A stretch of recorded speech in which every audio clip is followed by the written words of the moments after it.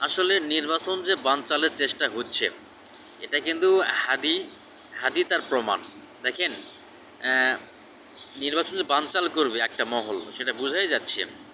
কিন্তু অন্তর্বর্তীকালীন সরকার যদি হার্ড সিচুয়েশানে থাকে এবং হার্ড অ্যাকশানে থাকে, তারা দেখা যাবে যে কোনো শক্তিই এই নির্বাচনকে প্রতিহত করতে পারবে না। 12ই ফেব্রুয়ারি যে ঘোষিত নির্বাচনের তারিখ ঘোষণা করা হয়েছে, নির্ধারিত তারিখেই নির্বাচন হয়ে যাবে।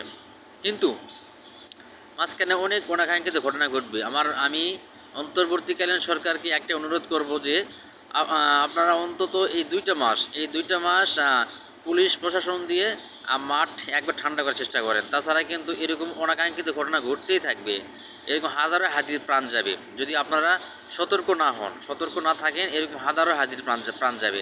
দেখেন, এখানে কিন্তু নিষ্পাপ মানুষদেরই প্রাণ যাবে। যারা নোংরা মানুষ তারা কিন্তু মাঠে নামবে না, এরকম নিষ্পাপ মানুষদের প্রাণ যাবে। তো আপনাদের কাছে একটাই রিকোয়েস্ট, আপনারা পুলিশ প্রশাসন, আইন শৃঙ্খলা বাহিনী পরিস্থিতি স্বাভাবিক রাখার জন্য সবসময়ই মাঠে আইন শৃঙ্খলা বাহিনীর সদস্যদের বজায় রাখেন।